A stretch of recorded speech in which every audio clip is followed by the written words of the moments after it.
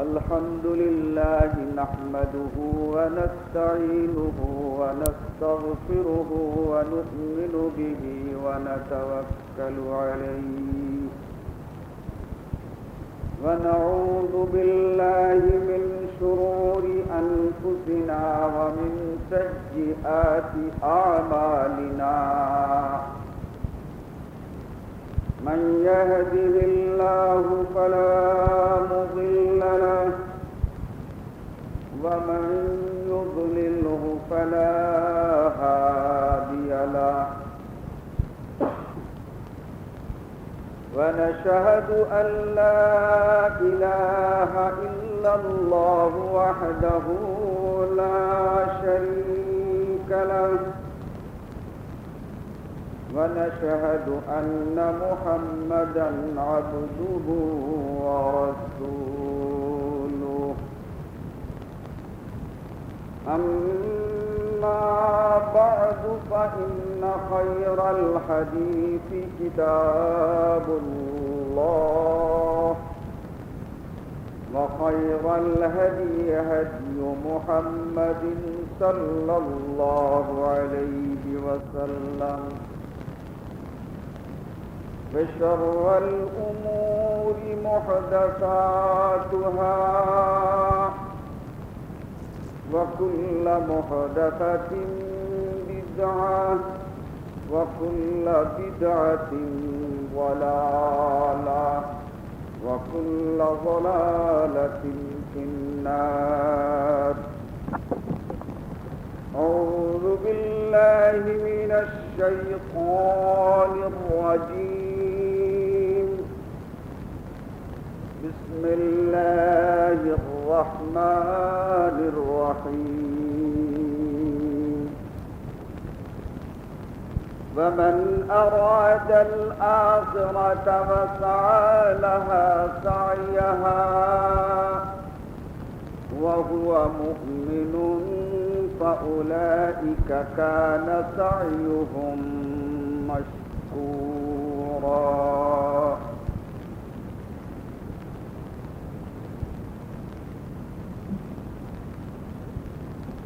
আল্লাহ রাব্বুল আলামিনের লাখ লাখ শুকর যে আজকার এই জুমাতে আমরা শরীক হতে পেরেছি। নবী মুহাম্মদুর রাসূলুল্লাহ সাল্লাল্লাহু আলাইহি ওয়াসাল্লামের উপরে লাখো সালাত সালাম, যার হিদায়াত আর প্রদর্শিত পথ পেয়ে আমরা সত্য আর ন্যায়কে জানতে বুঝতে পেরেছি, সাধ্য মতো অবলম্বন করার তৌফিক পেয়েছি।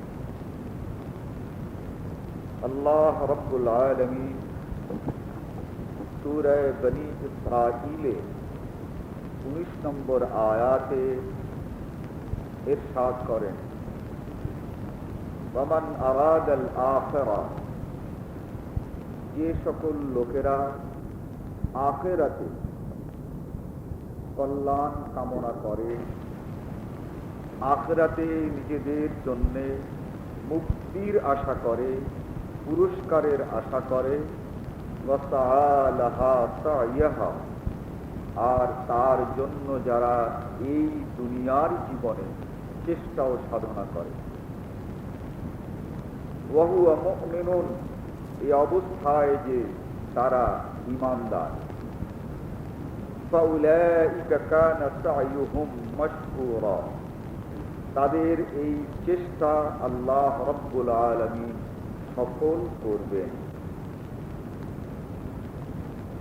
আল্লাহ রাব্বুল আলামিন এই আয়াতে যেটা ইরশাদ করেছেন সেটা হচ্ছে এই, ওয়ামান আরাদাল আখিরা, যারা আখিরাতের কল্যাণ ও মুক্তি চায়,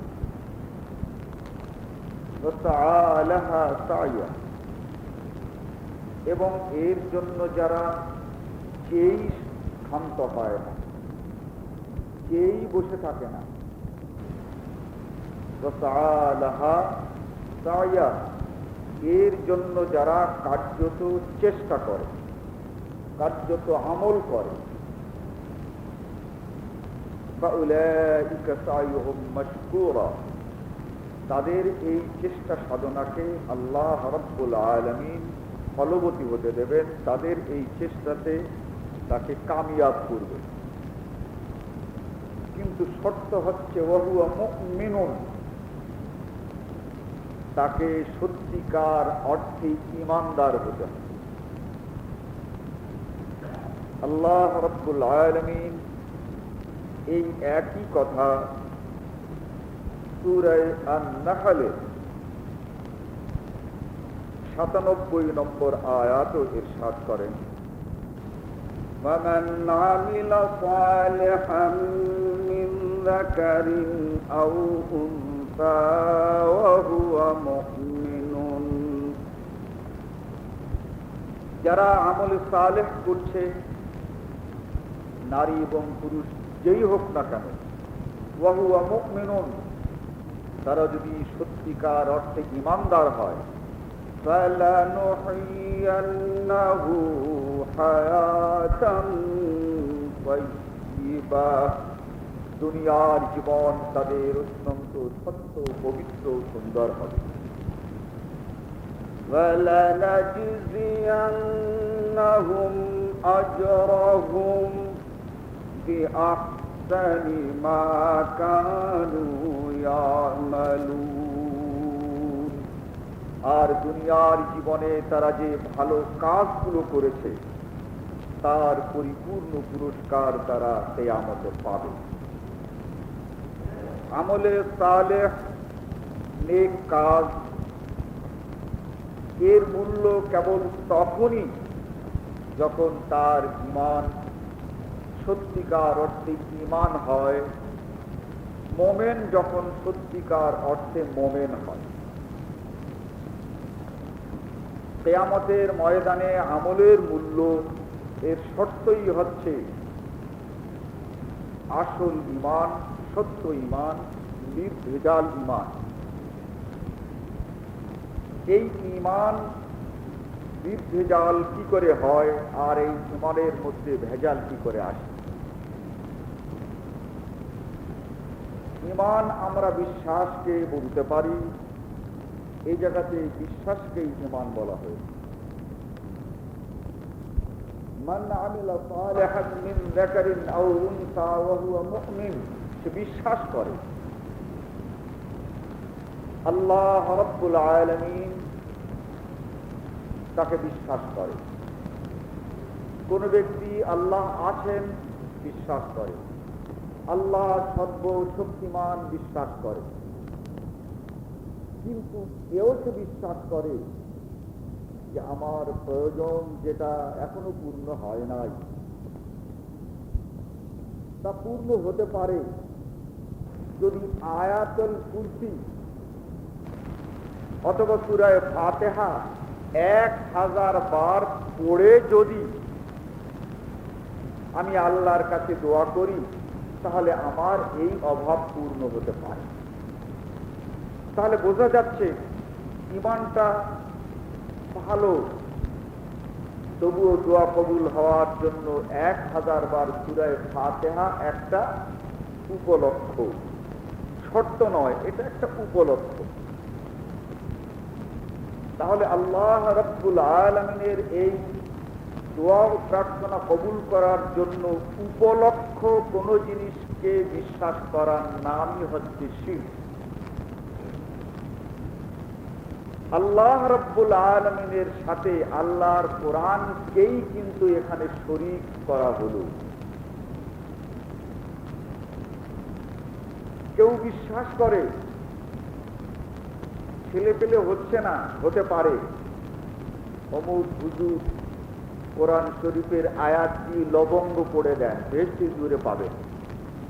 বেহেশতি জুড়ে একটা কিতাব মাওলানা থানভী সাহেবের, যে মহিলার ছেলে পেলে হয় না, সে যদি এই সূরা পড়ে প্রত্যেকটি লবঙ্গতে একটা ফুঁক দেয়, আর ওই লবঙ্গটা যদি 40 দিন পর্যন্ত, এক নিয়ম আছে, সেই নিয়ম মতো খায়, তাহলে ওই মহিলার বাচ্চা কাচ্চা হতে পারে। শর্ত নয়, এটা বিশ্বাস করার অর্থই হচ্ছে এই আয়াত আর লবঙ্গকে আল্লাহ রাব্বুল আলামিনের রহমতের সঙ্গে শরীক করা। এত সূক্ষ্ম শরীর, এত সূক্ষ্মভাবে করা হচ্ছে, এটা আমল ও তদবির। তাহলে বোঝা যায় আল্লাহ রাব্বুল আলামিন মহাশক্তিশালী হওয়ার পরেও কখনো কখনো কোনো আমল আর তদবিরে তিনি গলে যান।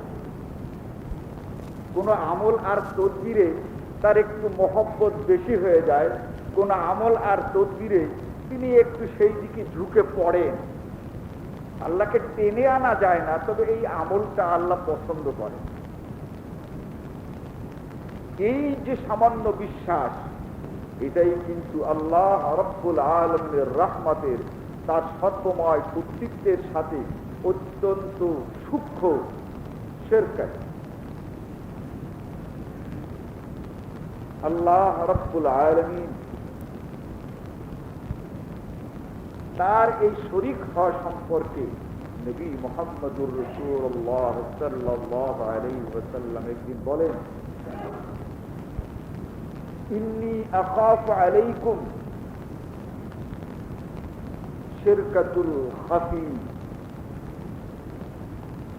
তোমরা যারা ঈমানদার আছো, ভবিষ্যতে তোমরা যে মূর্তি পূজা করবে এ ভয় আমার হয় না। ভবিষ্যতে যে তোমরা চন্দ্র পুজো করবে এটা আমি ভয় পাই না। কিন্তু তোমরা শয়তানের চক্রান্তে এত সূক্ষ্ম সূক্ষ্ম শিরক করবে, বাস্তবে সেটা তোমাদের দৃষ্টিতে শিরক বলে আসলে মনে হবে না। আর শিরকুল খাফি, খাফি বলা হয় সেই জিনিসকে যেটা বাহ্যত দৃষ্টি দিয়ে বোঝা যায় না। সেটাকে বুঝতে হলে উপরের যে আবরণটি আছে, উপরে যা কিছু আছে ওকে সরিয়ে ফেলতে হবে, এরপরে ভিতরের জিনিসটা টের পাওয়া যায়। টের পায় মানুষই, টের পায় মানুষই, বুঝতে পারে।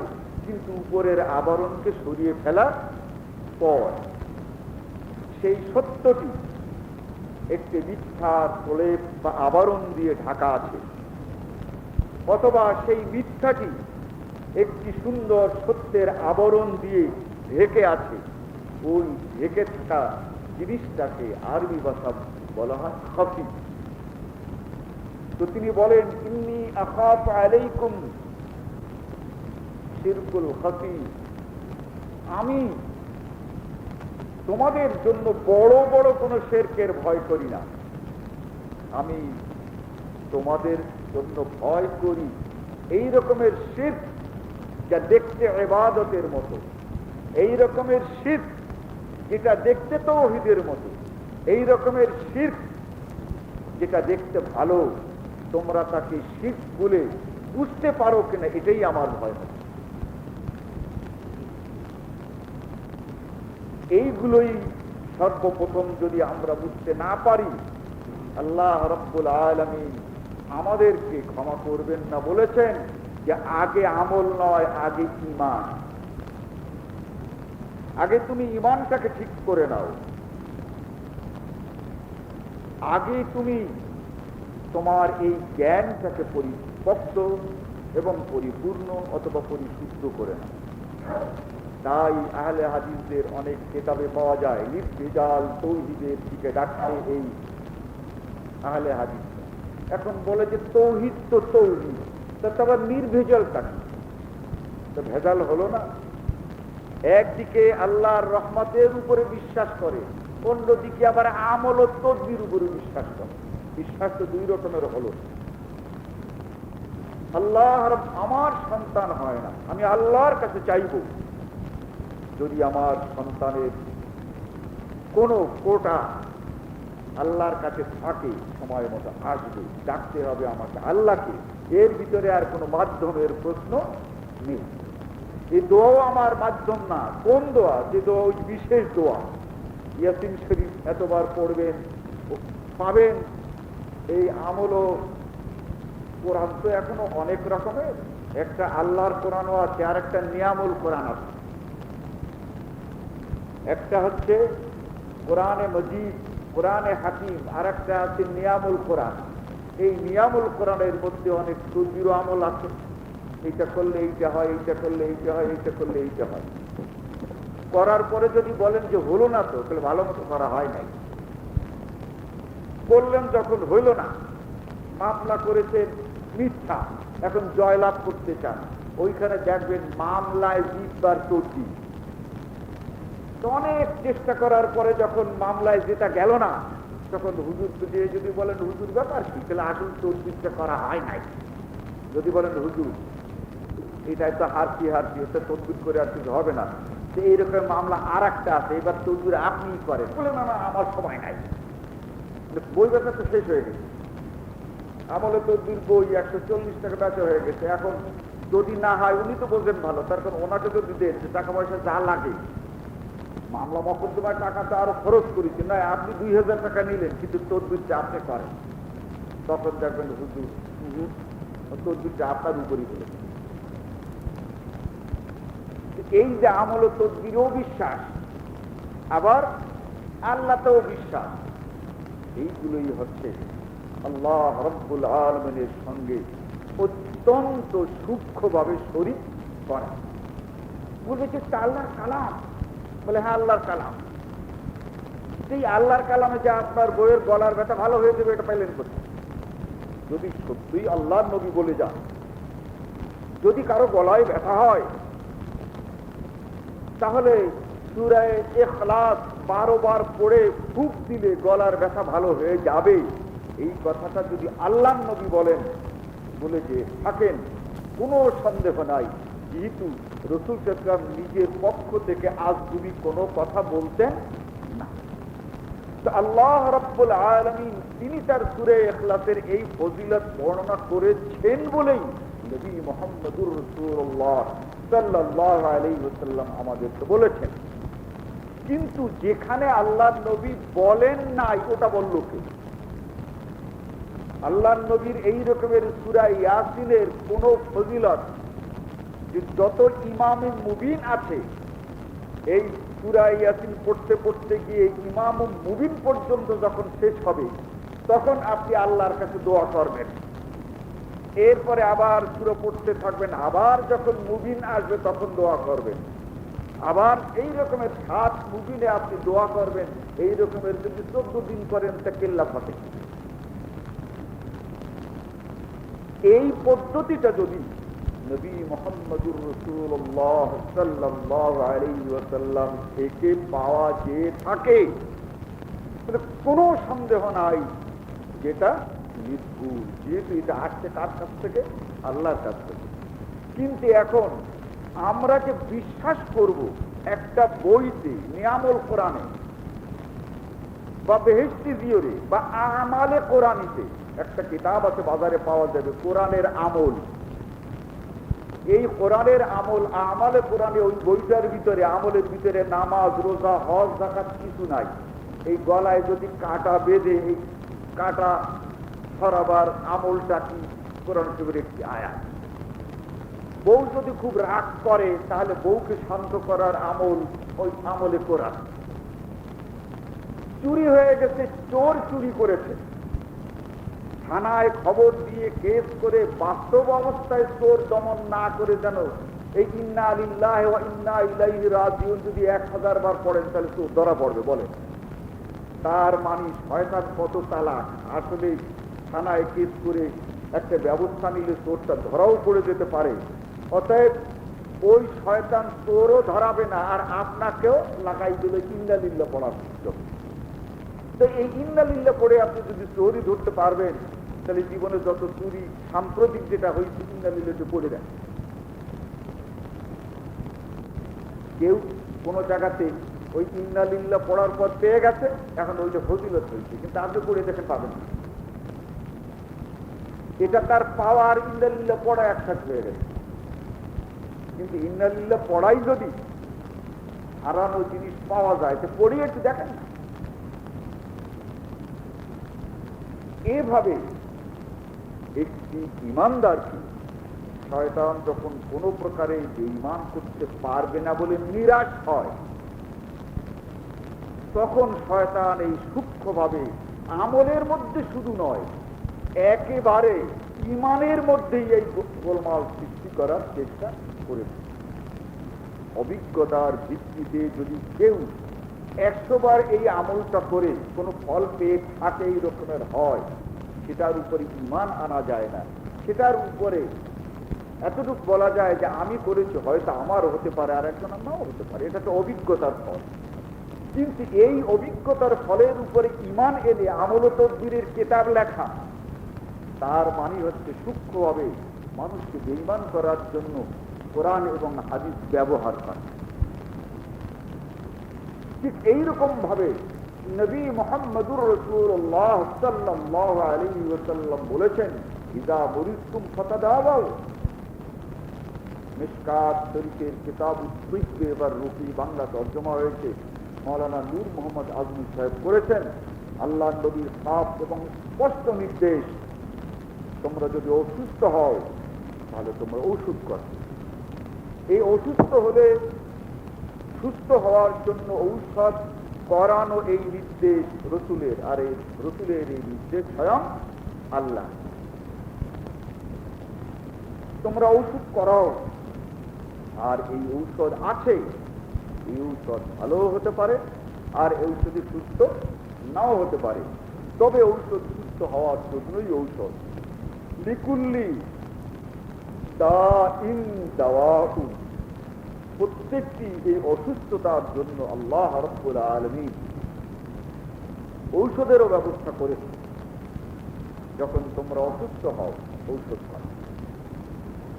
কিন্তু আমাদের সমাজে রয়েছে যার ঔষধে কাজ হচ্ছে না, বলে না, বলে জালালি খতম পড়াও, জালালি খতম। জালাল মানে হচ্ছে রাগী। এ খতমের এত রাগ, এ একেবারে রাগ করে এই অসুখ বিসুখ ঝেঁটিয়ে দাঁড়াইবে। জলিলুল মানে হচ্ছে মহারাগী, মহাপরাক্রমশালী। এই পরাক্রমশালী খতম যদি পড়ানো হয় তাহলে নাকি একেবারে কাজ হয়। কি কাজ হয়? সারবে নতুবা মরবে। যখন মানুষ খুব অসুস্থ হয়ে পড়ে তখন গার্জিয়ানরা ভাবে যে হয় সুস্থ হোক নতুবা মরুক, আর জ্বালা সহ্য হয় না, তখন এই জালালি খতম পড়ায়। তাহলে বোঝা যায় জালালি খতম মানুষকে মারতেও পারে। আল্লাহ তাআলা মারবার দায়িত্বটা এই জালালি খতম দিয়েছে। আবার আল্লাহ রাব্বুল আলামিন অসুস্থতায় সুস্থ করতে পারেন, আর সেই সুস্থ হওয়ার ব্যবস্থা ওষুধ করে রেখেছেন। খানিক সময়ের জন্য এই জালালি খতমকে দিয়ে দিয়েছেন যে তুমিও কিছুটা পারো।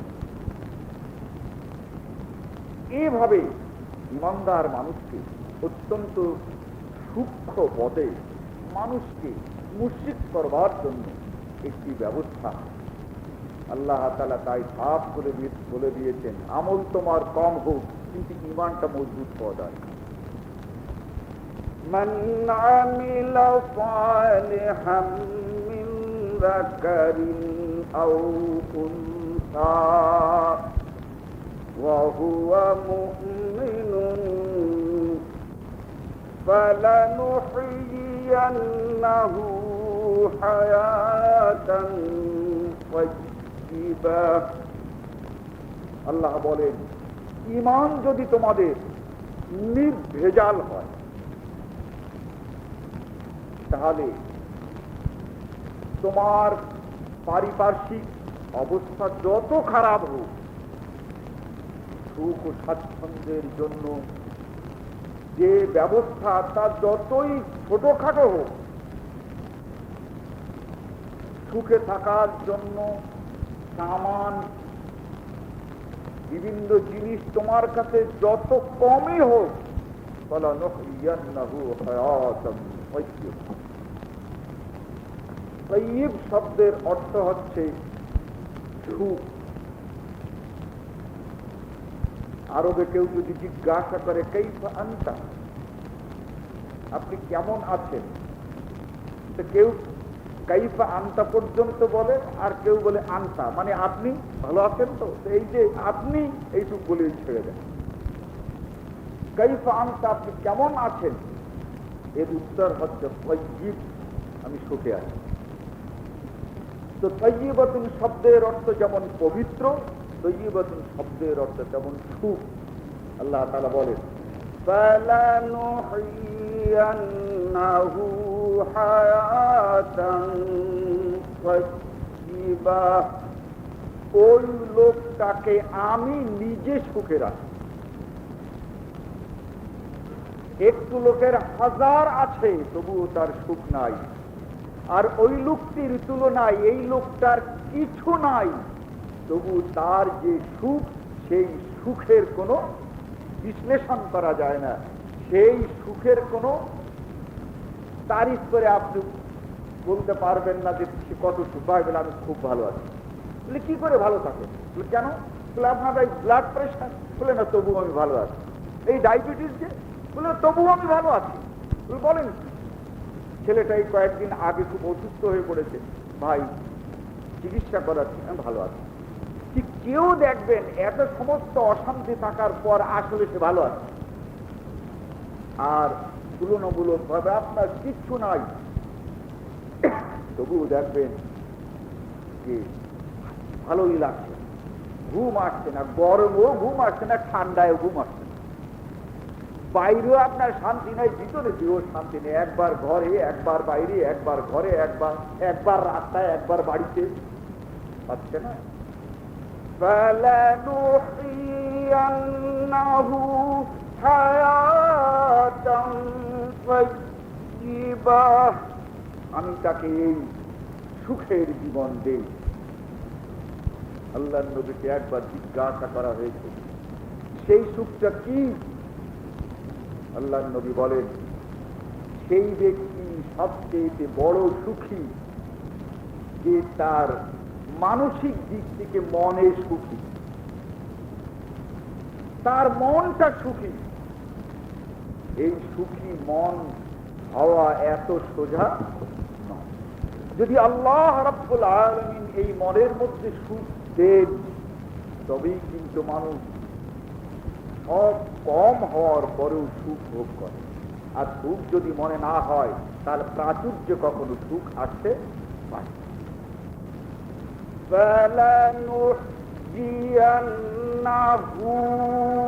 আল্লাহ বলেন, আমি তাকে দেই এই দুনিয়ার জীবনে সুখ। ওয়ালানাজিয়ান্নাহুম আজরাহুম বিআহসানি মা কানু ইয়ামালুন, আর সে যে ভালো আমল করেছে, আহসান উত্তম উত্তম আমল করেছে, এর পুরস্কার আমি কিয়ামতে দেব, একটু সেখানে কম হবে না। আর দুনিয়ার আসল সুখ যেটা মানসিক সুখ, এই সুখও আমি তাকে কম করব না। শর্ত হচ্ছে ওয়াহুয়া মুমিনুন, সে যদি আসলে ঈমানদার। এই ঈমানের সঙ্গে যেমন আল্লাহ রাব্বুল আলামিনকেও আমরা শরীক করে বসি, ঠিক তেমনি করে নবী মুহাম্মদুর রাসূলুল্লাহ সাল্লাল্লাহু আলাইহি ওয়াসাল্লামের সঙ্গেও শরীক করে বসছি, কোরআনের সঙ্গেও শরীক করে বসছি, ইসলামের সঙ্গেও শরীক করে বসছি। শিখ সম্পর্কে পরিপূর্ণ একটি বক্তব্য শুনে বুঝতে হলে ভূমিকায় এই কথাগুলো আমাদের ভালো করে বুঝতে হবে। যে কোনো মানুষকে যদি আপনি জিজ্ঞাসা করেন যে ভাই, এই কোরআন আর হাদিস তথা এই দ্বীন ইসলাম,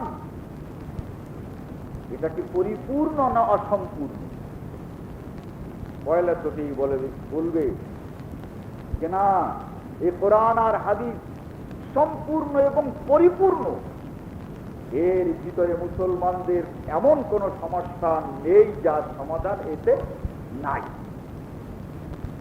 এভাবে আপনাকে আমাকে বিশ্বাসের কথা বলবে যে কোরআন আর হাদিস তথা ইসলাম যে একটা পরিপূর্ণ বিশ্বাস তার আছে। এরপরে যদি আপনি জিজ্ঞাসা করেন, হুজুর কোরআনও আপনি পড়েছেন মাদ্রাসায়, হাদিসও আপনি পড়েছেন, এই মশলার কিতাবটা কাছে রেখেছেন কেন? মশলার কিতাব তো ফিকহের কিতাব, এই ফিকার কিতাবটা, এই মশলার কিতাবটা কেন? বলবে যে দেখেন এই ফিকার দরকার আছে কি, কোরআন এবং হাদিসে অনেক কথা নাই, কোরআন এবং হাদিসে অনেক সমস্যা এমন আছে যেটা নাই, এটা কিন্তু এই ফিকার সমাধান দিয়েছে। এই ফিকা দিলে, এই ফিকাটা ইমাম আবু হানিফার ফিকা, এই ফিকা ইমাম মালিকের ফিকা, এই ফিকা ইমাম আহমদ ইবনে হাম্বলের ফিকা, এই ফিকা ইমাম শাফিঈর ফিকা। কোরআন হাদিসে বহু জটিল সমস্যার সমাধান নাই, এই ইমাম সাহেবরা দিয়ে গেছেন। এই হচ্ছে সেই ফিকার গুণ, অত্যন্ত সরল এবং সোজা বুঝ তাদের, যে কোরআনে কিয়ামত পর্যন্ত বহু সমস্যার সমাধান নাই, এই হাদিসে বহু সমস্যার সমাধান নাই। এই জন্য এই বিজ্ঞ আলেম আর বিজ্ঞ এই বড় বড় ইমাম সাহেবরা আমাদের জীবনের এই সমস্যার সমাধান দিয়ে গেছে। আপনি কি মনে করেছিলেন এই ফিকা? সুন্দর করে আপনাকে ইমাম থেকে সরিয়ে নিয়ে আসলো, বুঝ দেওয়ার চেষ্টা করলো যে কোরআন হাদিস ঠিকই ঠিক, কিন্তু ও তো সমস্ত কথা নাই, ওর বাইরেও ইসলাম আমাদের তালাশ করতে হবে। যেহেতু কোরআন এবং হাদিস যখন মুসলমানের জিন্দিগি এবং জীবনের জন্য যথেষ্ট নয়, তাহলে তো এখন কোন জায়গায় ইসলাম পাওয়া যাবে তার জন্য চিন্তা ভাবনা করতে হবে। অত্যন্ত সূক্ষ্মভাবে কোরআন এবং হাদিসের পরেও আপনাকে এই ফিকার উপর ঈমান আনার একটি সূক্ষ্ম দাওয়াত দেওয়া হবে। আপনাকে দৃষ্টান্ত স্বরূপ বলবে, বলেন তো এই যে ঘড়ি, এই ঘড়ি রসুলের সময় ছিল? ছিল না। বলে 1টার সময় নামাজ পড়বেন, এই যে ঘড়িটা ব্যবহার করলেন, বলেন তো কোরআন শরীফের একটি আয়াতে আছে ঘড়ি ব্যবহার করা যায়? ও লোকের সর্বনাশ, কোরআন শরীফের এই 6236টা আয়াত পড়েছে, এর মধ্যে তো ঘড়ি ব্যবহার করা যায় এরকম কোন আয়াত নাই। আচ্ছা দেখেন তো হাদিসে আছে কিনা। বলে তাহলে ঘড়িটা ব্যবহার করবো না। এটা ইমানদার লোকের সামনে পড়ে, কি বলবে যে ভাই ঘড়ি ওটা ব্যবহার করা থাকবে কেন? তার কারণ এটা দুনিয়ার ব্যাপার। ঘড়ি আপনি হাতে দিলে 1 ওয়াক্ত নামাজ কম পড়লে হয় না, হয় নামাজের মধ্যে যা কিছু পড়ার দরকার তা যদি ঘড়ি হাতে দিয়ে একটায় নামাজ পড়েন, একটাও কম করা যায় না, একটাও বেশি করা যায়। এই ঘড়িটাই দিনের ব্যাপারে কোনো সাহায্য করতে পারে, আপনার সুবিধা সৃষ্টি করতে পারে। যে 1টা বাজে কখন, ওই মসজিদে 1টায় ধরেন নামাজ হবে, ধরে নেই এই সময়টা কখন, এইটা আপনার জানতে সুবিধা হয় ঘড়ির দ্বারা, বড় জোর এই। কিন্তু এটা দিয়ে এই কোরআন এবং হাদিসে যা আছে তার থেকে একটু কমাবারও এ দিয়ে সুযোগ নাই, আর বাড়াবারও এ দিয়ে সুযোগ নাই। এটা দিনের কোনো ব্যাপার নয়, এটা দুনিয়ার ব্যাপার, আপনার সুবিধার ব্যাপার। যার ঘড়ি আছে তার সুবিধা আছে, তার ঘড়ি নাই তার একজনের কাছে চাইতে হয়, অসুবিধার ব্যাপার। এই সুবিধার জন্য আপনি ঘড়ি ব্যবহার করতে পারেন, এটা কোরআন এবং হাদিসের কোনো ব্যাপার নয়। আপনার কাছে পয়সা আছে, রিচার্জ করার পর আপনি 5 লাখ টাকা পেয়েছেন, এ দিয়ে আপনি ব্যবসা করবেন না জমি জমা কিনে কৃষি করবেন, এটা কোরআন শরীফের কথা না। এটা আপনি যেটা ভালো বোঝেন সেটা করেন, এটা দুনিয়ার ব্যাপার। নোয়াখালীর থেকে একটি সম্বন্ধ এসেছে, আর একটা সম্বন্ধ আসছে যশোর থেকে। এখন কোরআন শরীফে এমন কোন আয়াত নাই যে নোয়াখালীর মেয়ের সঙ্গে আপনার ছেলে দিয়ে দিচ্ছেন, এটা আপনার দুনিয়ার ব্যাপার। অতএব এই কোরআন এবং সুন্নাহ এটা কেবলমাত্র দ্বীনের ব্যাপারে গাইডলাইন দেওয়ার জন্য এসেছে, দুনিয়ার ব্যাপারে আসে নাই। ঘরের ছাদে আপনি এখনই জলসা করবেন না 2 বছর পরে করবেন, যদি আবার দোতলা করতে পারেন, এটা আপনার বুদ্ধির ব্যাপারে, তো কোরআন হাদিসের কি। এই ব্যাপারে কোরআন হাদিস আপনার কিছু বলবেন, বলবে জুমার নামাজ পড়তে এসেছেন, এটা কয় রাকাত, এর খুতবা কয়টা, এ পড়তে হবে কখন, এর জামাতটা করতে হবে কিভাবে? এই যে দিনের ব্যাপারের জন্যই হচ্ছে না। দুনিয়ার ব্যাপার এটা নয় যে মসজিদের রাস্তা এটা কি কংক্রিটের পাকা হবে না এটা পিচের পাকা হবে। এটা দুনিয়ার ব্যাপার, এটা দিনের ব্যাপার নয়। এভাবে দুনিয়ার ব্যাপারগুলোকে দিনের অংশ করে মানুষের মাঝে সন্দেহ আর সংশয় সৃষ্টি করতে চায়। এই মাইক্রোফোনে বক্তব্য রাখছি, খুতবা দিচ্ছি, এতে আমার দিতে সুবিধা হচ্ছে, গলা ধরে যাচ্ছে না। আমার আওয়াজ ছোট, আপনার শুনতে সুবিধা হচ্ছে, আর আমার বলতে সুবিধা হচ্ছে। কিন্তু মাইক্রোফোনে খুতবা দিচ্ছি বলে কোরআন এবং হাদিসের বাইরে একটি কথা বলার অনুমতিও নাই। মাইক্রোফোনে কোরআন মজিদের আয়াত পড়ছি বলে একটি জের এবং জবর উলট পালট করার অধিকার এই মাইক্রোফোন আছে বলে দেওয়া হয় না। এভাবে মানুষের মনের মধ্যে সৃষ্টি করা হলো, পয়লা চোটে ঈমানের কথাটা বলে উঠবে যে হ্যাঁ, কোরআন এবং হাদিস পরিপূর্ণ, কোনো সন্দেহ নাই। রাস্তায় রাস্তায় স্লোগান হবে, এখনো হচ্ছে, যে তোমার আমার সংবিধান আল কোরআন, আল কোরআন। হয় না? বিরাট বিরাট মিছিল হয়। এরপরে যে যখন আল্লাহু আকবার পড়ে বলে নামাজটা আদায় করে, তখন হয় তোমার আমার সংবিধান আল ফেকা, আল ফেকা। তার মানে এই তোমার আমার সংবিধান আল কোরআন বলার পরে মসজিদে গিয়ে যে উঠলো আর নামাজটা শুরু করলো, এটা ইমাম আবু হানিফার নামাজ। এই নামাজের সঙ্গে আল্লাহ এবং আল্লাহ রসুলের শিখানো নামাজের বহু জায়গায় গরমি। রাস্তার স্লোগান হলো তোমার আমার সংবিধান আল কোরআন, আল কোরআন, কিন্তু বাস্তব ক্ষেত্রে ওটা না। ওটা সমস্ত মুসলমানকে আমার দলে ভিড়াবার জন্য একটি স্লোগান মাত্র। সকলে জানি বোঝে যে আমরা চাই শুধু আল কোরআন, আল কোরআন, আল কোরআন। এইটা দিয়ে মানুষকে আকৃষ্ট করার চেষ্টা ছাড়া যদি বাস্তবিক পক্ষে এটাই সংবিধান হতো, তাহলে নামাজের সংবিধান এই কোরআন ও সুন্নাহ হতো, রোজার সংবিধান কোরআন ও সুন্নাহ হতো। রোজা রাখে ফেকাম হতো, আর রাস্তায় স্লোগান দেয় তোমার আমার সংবিধান আল কোরআন, আল কোরআন। এই যে ইমানের সূক্ষ্ম বিষয়গুলো এত সুন্দরভাবে আসছে যে আজকে মাদ্রাসা তৈরি হচ্ছে শেখা পড়াবার জন্য। আমাদের পয়সা খরচ হচ্ছে এই শেখার কিতাব কিনে ছেলেদেরকে পড়াবার জন্য। আমাদের শ্রম ব্যয় হচ্ছে এই মাদ্রাসাগুলোকে প্রতিষ্ঠিত করার জন্য। অথচ এই শেখা অত্যন্ত সূক্ষ্ম এবং সুন্দরভাবে বুঝচ্ছে যে কোরআন এবং হাদিস পরিপূর্ণ নয়। মাদ্রাসার পাঠ্য কিতাব কুদুরি আরাফাত পাবলিকেশন সম্ভবত 19 নম্বর পৃষ্ঠায় পড়ে দেখবেন শেখা তৈরি হয়েছে কেন। মাদ্রাসার ছেলেদেরকে খুব ভালো করে বুঝাচ্ছে,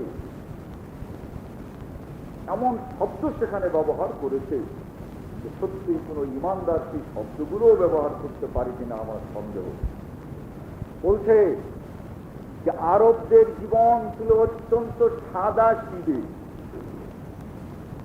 তাদের জীবন পরিচালনা করার জন্য কোরআন নাযিল হয়েছে, আর নবী মুহাম্মদুর রাসূলুল্লাহ সাল্লাল্লাহু আলাইহি ওয়াসাল্লাম হেদায়েতের জন্য তাদের মাঝে ছিল।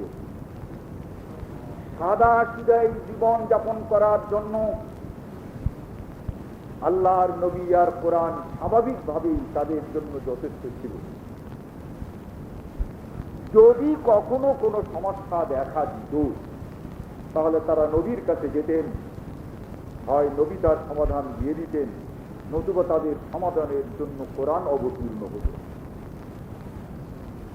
কিন্তু এই ইসলাম যখন আরবের এই সীমার বাইরে পৃথিবীর বিভিন্ন জায়গাতে ছড়িয়ে পড়ে, আর বিভিন্ন জাতি যখন ইসলামের সান্নিধ্যে আসে, আর ইসলাম যখন এই বিভিন্ন জাতির সান্নিধ্যে আসে, তার মানে যখন এই বিভিন্ন জাতি মুসলমান হতে থাকে, তখন ওই যারা নতুন করে মুসলমান হয়েছে তারা অনেক কিছু করত, আর ইসলাম এসে দেখছে যে অনেক কিছু করা যায় না, একটা জটিলতা।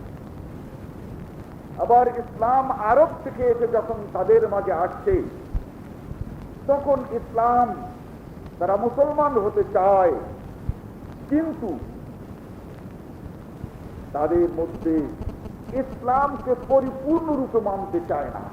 তার কারণ পরিপূর্ণরূপে যদি মানতে যায়, তাহলে তাদের পূর্বের এমন অনেক কিছু বাদ দিতে হবে, যেটা বাদ দিয়ে তারা মুসলমান হলে তাদের অসুবিধা আছে। এই যে জটিলতার জন্যে কি করা যায়, দুই দল লেগে গেল। এক দল বলল যে তদানীন্তন আরবদের জন্য যে ইসলাম এসেছে, ওই ইসলামের মধ্যে একটু ভাগ আছে, সবটা একরকম না। বলে আবার কেমন? যে আল্লাহ নবী প্রথম থেকে শেষ পর্যন্ত উযু করেছেন। কিভাবে? পয়লা তিনি নিয়ত করেছেন, পবিত্র হওয়ার নিয়ত করেছেন। এরপরে তিনি বিসমিল্লাহ বলেছেন। এরপরে তিনি কোরআন শরীফের আয়াত মোতাবেক হাত ধুয়েছেন। এরপরে কুলি করেছেন, নাকে পানি দিয়েছেন। এই সবগুলো আছে। এখন বলছে যে না, উযু ঠিক থাকবে। বলে তারপর? বলে এই যে কাজগুলো আছে, এই সবগুলো ফরজ না, এর কিছু কিছু ছাড়লেও উযু হয়। বলে তার মানে? বলে ওই নিয়ত। আরে মনে করো, ধরো যেই তুমি শুরু করে দিলে হাত ধোয়া, নিয়ত করো নাই, তাহলে নিয়ত না করেও যদি উযু করা যায়, উযু হবে, তাহলে নিয়ত কি হবে? বলে ওটা মুস্তাহাব, ওটা করলে হয়, না করলে ক্ষতি নাই। ভাগ হয়ে গেল না? এরপরে বিসমিল্লাহ বলা। আরে বিসমিল্লাহ না বললে উযু হয়। দেখো না, তুমি উযু করে দেখো, হাত ধোয়া, পা ধোয়া, ওটা বাদ দেয় নাকি বিসমিল্লাহ বললে? বলে তাই তো, বিসমিল্লাহ না বললেও তা হাত ধোয়া দেয়। আরে বিসমিল্লাহ না বললে তুমি মুখ ধোয়া যায়, তাই তো? বলে হ্যাঁ, তো ওই বিসমিল্লাহ বলাটা নফল। কেউ হয়তো জানে না, চট করে এসে পাটা ধুয়ে ফেললো খুব গোড়া করে, তারপরে হাত ধুতে শুরু করে দিল। বলে ভাই, এই পানি তো শেষ। বলে কেন? বলে আমি তো ভাবি নাই, যে ওর মনে নাই, এই আগের থেকে হাতটাই ধুয়ে, আগে পাটা ভালো করে ধুয়ে নিচ্ছি, এখন ফের তো পা ধোয়ার পানি নাই, এগুলো উঁচু হয়ে গেছে। বলে কেন? ওই কোরআনে যে আছে আগে হাত ধুইতে হবে, তারপরে মুখ ধুইতে হবে, তারপরে তারপরে। আরে কোরআনে থাকলে কি হবে? ওর উলট পালট করলে উজু হয়, দোয়া হয় নাই। তুমি তো আগে পাও ধুইছো, তো দোয়া হইছে না? হয় নাই। বলে দোয়া তো হয়ে গেছে। বলে ওই ধুইয়ে ফেললেই হয়, ওই আল্লাহর কোরআনে আগে যেটা পরে যেটা না করলেও হয়। বলে তো ওটা কি? বলে ওটা সুন্নত, করলে ভালো, না করলে উজু হয়। এক দল লেগে গেল, গোটা ইসলামকে ভাগ করে দিল মুস্তাহাবে, সুন্নতে, সুন্নতে মুআক্কাদাতে, ওয়াজিবি আর ফরজে। অনেকের জন্য সুবিধে হয়ে গেল যে এইটা ফরজ আছে, ওয়াজিব বলে এই কয়টা করলে যখন হয়, তো ওই কটা করে যখন পারছি না, আর ভুলে বারবার যাই, আর ভুলে না গেলেও তো উজু হয়ে যাবে, নামাজ হয়ে যাবে। খুব নামাজ তো খুব সুযোগ হয়ে গেল। বলে এই তো আপনারা জানেন, বুঝেন, কম আরবদের মতো নামাজ পড়লে হবে?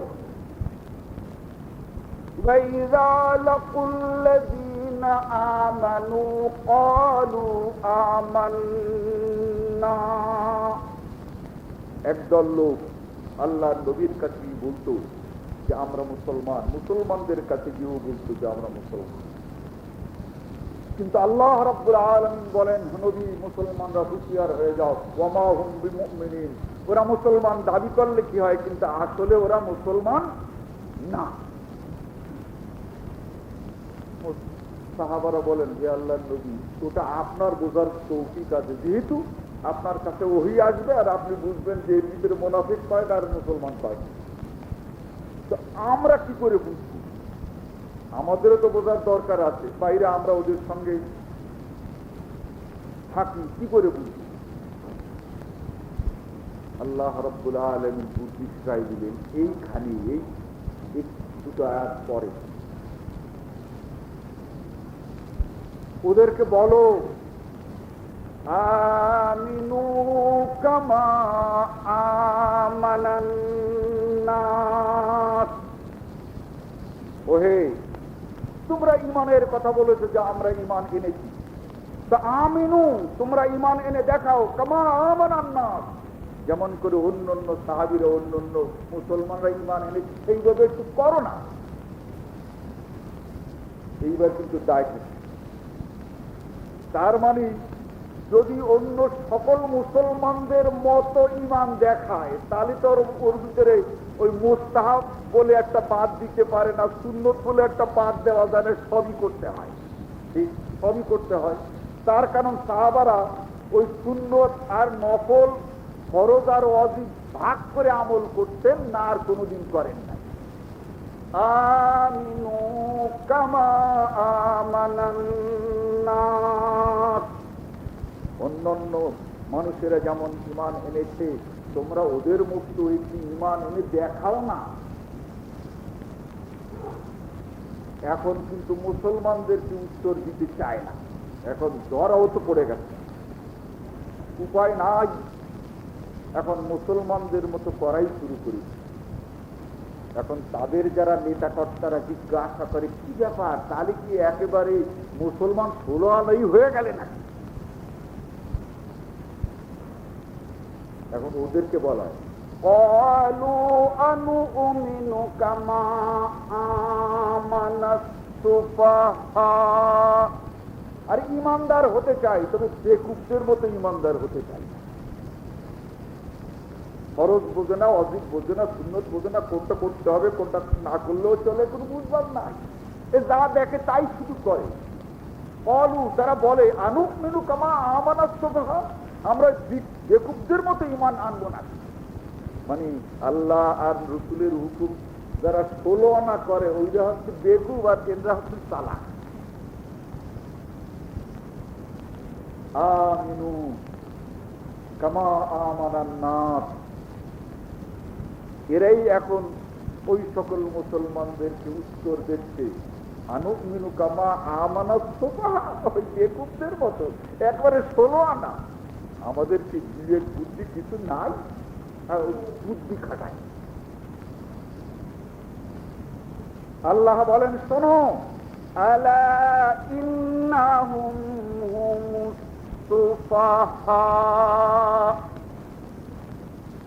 প্রকৃতপক্ষে যারা 16 আনা করতে চেষ্টা করে ওরাই হচ্ছে জ্ঞানী, আর এরাই হচ্ছে কিন্তু সুফাহা, বেওকুফ, এরাই হচ্ছে নির্বোধ।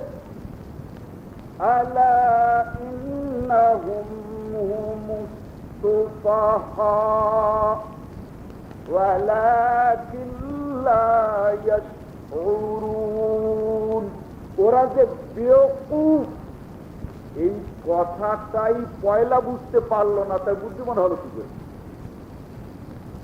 ওরা নিজেরাই বেওকুফ, ওরা নিজেরাই নির্বোধ, কিন্তু এমনই বুদ্ধিমান, নিজের বুদ্ধিটা ওর কাছে ধরা পড়লো না, যে নিজে যে গায়ে ঠেকলে পরে গরমও বোঝে না আর ঠান্ডাও বোঝে না, এর চেয়ে তো বুদ্ধিমান আর আছে? কোন ব্যক্তি যদি এতই বুদ্ধিমান হয় তো সে গরম ঠান্ডা বুঝতে পারে, আর যে ঠান্ডাও বোঝে না গরম কেমন লাগে বলে বুঝি না তো, বলে বোঝে না তো ধরে তো বসছি, বলে বসছেন ভালো মন্দ কিছু তো বুঝি না, তাহলে বুঝতে হবে তার বুঝে অসুবিধা। قالوا أنؤمن كما آمن السفهاء ألا إنهم هم السفهاء ولكن لا يشعرون। এইভাবে একদল লেগে গেল ইসলাম যাতে করে ওই আজমিদের মন মতো করা যায়, মানে মনের সাথে একটু কম বেশি করে পারা যায়, এই হলো এক দল। আর এক দলে দেখে যে এত কম করার পরেও ওদের মন জয় করা যাচ্ছে না, তখন তারা বলল যে না, ইসলাম আরো একটু আসলে। সে আবার এরা তো কোরআন হাদিসের মধ্যে ভাগ করে ফরজ ওয়াজিব সুন্নাত মুস্তাহাব ভাগ করে একটা সহজ করেছে, তোমরা বলে না, এর বাইরে কোরআনে যা নাই তা কিয়াস করে ইসলাম করা যায়। ও আর একটা ইসলাম, আর কোরআনে যা নাই এই রকমের সকলে মিলে ইজমা করে আর একটা সহজ করা যায়। কেউ কিন্তু আছে, আসলে এই সকল লোকের এটা বুঝে না। এক দল ফিকহ করতে চাইল, ইসলামকে ফরজ ওয়াজিব সুন্নাত মুস্তাহাব মুস্তাহসান ভাগ করে, আর এক দল দস্তুর মতো কোরআন এবং হাদিস থাকার পরেও ইজমা আর কিয়াসের মধ্য থেকে এই ইসলাম বের করার চেষ্টা করল। 400 হিজরিতে একদল লোক দেখে যে দুইটাই দরকার, মানে ফরজ ওয়াজিব সুন্নাত মুস্তাহাব এটাও সুবিধা, আবার যেখানে কোনোটা চলছে না, ইজমায় সুবিধা আছে কিয়াসে সুবিধা আছে, এটা দরকার। 400 হিজরিতে একদল বিজ্ঞ ইসলামের অপারেশন করেওয়ালা ডাক্তার সাহেবেরা এরা একটা ফিকহ বানালেন, তার ভিতরে ফরজ ওয়াজিব সুন্নাত মুস্তাহাবও আছে, ইজমাও আছে, কিয়াস আছে। এই ফরজ ওয়াজিব এটাও ওই ফিকহের ভিতরে ঢুকানো হলো, আর ইজমা কিয়াসও ঢুকানো হলো। এই সকলের সমন্বয় তৈরি হলো ফিকহ, যেটা ইসলামের ইতিহাস। ঠিক এখানে এক ব্যক্তি বিশ্বাস করলো যে কোরআন এবং হাদিস ইসলামে পরিপূর্ণ, কিন্তু যখন এই বইয়ের ইসলাম, এই স্লোগানের ইসলাম, এই ধ্যান ধারণার ইসলাম এক, আর যখন এসে আমল করে তখন তার ইসলাম, সেই ইসলাম আর এক। এই ইসলামের নাম ফিকহ, আর ওই ইসলামের নাম কোরআন হাদিস। বলে যে এটা কোরআন হাদিস থেকেই এসেছে। কোরআন হাদিস থেকেই যদি শুধু আসে, তাহলে থেকেই যেটা এসেছে সেটা কেন মানবেন, যেটা আছে সেটা কেন মানবেন না? সেই থেকেই এসেছে, কিন্তু যা থেকে এসেছে ওটা নাই, তাহলে থেকে যা আসছে তাই মানেন। ওই কোরআন আর হাদিস থেকেই ফিকহ এসেছে, আজ ফিকহও আছে। আর যার থেকে কোরআন হাদিস এসেছে, ফিকহ এসেছে, সেই কোরআন হাদিস যখন আসে, তাহলে দুইয়ের ভিতরে মূল্য কোনটার বেশি? একটা থেকেই আসলো, আর যার থেকে এসেছে তাও আপনার সামনে, যার থেকে এসেছে সেই হাদিসও আপনার সামনে, কুদুরি কেতাবটাও আপনার সামনে, আল কোরআনও আপনার সামনে, কুদুরিও আপনার সামনে, ফিকহের কিতাব বুখারী আর মুসলিমও আপনার সামনে। থেকে যেটা আসছে ওটা মানবেন কেন? এই আসলটা মানা যায় না, আসলটা মানলে পরে সেটা আর মানা যায়। ঠিক এভাবে শিরক আমাদের মধ্যে সূক্ষ্ম এবং সুন্দর আহসান তরিকায় আমাদের মধ্যে প্রবেশ করেছে।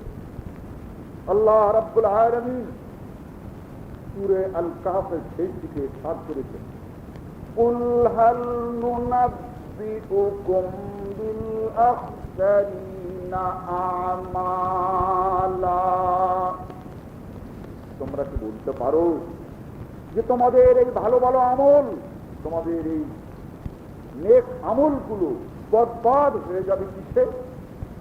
আমল নেক, নামাজ, রোজা, হজ, যাকাত, দান, খায়রাত, পরের উপকার। কুল হাল নুনাব্বিউকুম বিল আখসারিনা আমালা আল্লাযীনা যাল্লাত সাইয়ুহুম ফিল হায়াতিদ দুনিয়া। তাদের আমল নষ্ট হয়ে যাবে, যাল্লাত সাইয়ুহুম ফিল হায়াতিদ দুনিয়া, আল্লাহ এবং আল্লাহ রাসূলের দেখানো পথ থেকে সরে গিয়ে যারা এই আমল করবে তাদের আমল দুনিয়ায়ও বরবাদ হবে আর আখিরাতেও বরবাদ। হাল নুনাব্বিউকুম, বলবো সেই পথটা কি?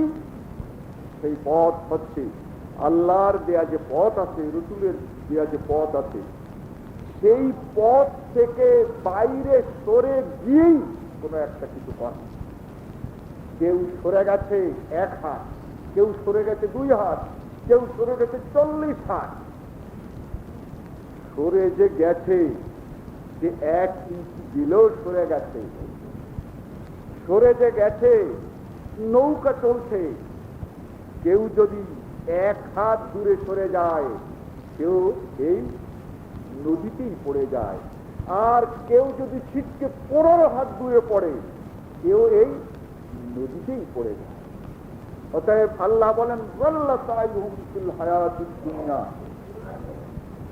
এই জীবনে তারা কোরআন এবং সুন্নাত থেকে সরে গেছে।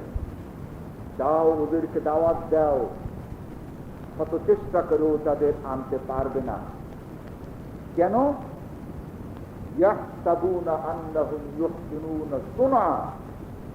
ওরা বিশ্বাস করে আমরা যে পথে আছি, এই ইজমা কিয়াস এবং শেখার পথ, এই যে বেরিয়ে আসা যে পথ,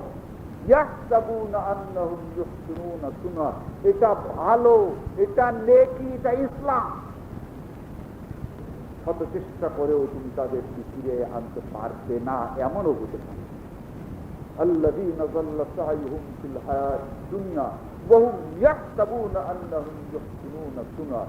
যেহেতু তারা যদি মনে করতে এটা খারাপ, তাহলে ফিরে আসতো, কিন্তু ওরা তো মনে করে এটাও ঠিক আছে। কিছুদিন পরে বলবে এটাও ঠিক আছে আর ওটাও ঠিক আছে, আর ফিরাবার কোনো কায়দা নাই।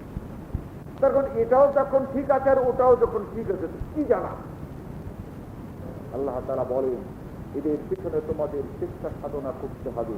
আসতে ভালো, নাও যদি আসে, তাহলে তোমাদের এই কাজটাই হবে আহসানু আমালা, এই কাজটাই হবে নেক কাজ, এবং এই নেক কাজের জন্য তোমরা ফল পাবে। এই শিরক সম্পর্কে মোটামুটি ভূমিকা হিসাবে যে কথাগুলো আজ যে খুতবাতে আসলো, ইনশাআল্লাহ এই ভূমিকার উপরে নির্ভর করে আসল শিরক এই ব্যাপারে খুতবা দেওয়া হবে। আশা করব যে এই খুতবাগুলো একেবারে আমাদের আকীদা, আমরা কারা, আমরা কি চাই, আল্লাহর নেক বান্দারা কি চায়, তারা কি প্রথমে আমল চান না ঈমান চায়? ঈমান চাইলে কেমন ঈমান, আমল চাইলে কেমন ঈমান আমল, এইগুলো আমাদের সকলের একেবারে ধারাবাহিকভাবেই জানা থাকা দরকার। জানতেন হয়তো প্রথম দিকে ভুলে গেছি আমরা অনেকেই, এইগুলো আমরা জানি। আল্লাহ রাব্বুল আলামিন এই তৌফিক আমাদের দান করেন। ওমা তৌফিক ইল্লা বিল্লাহ।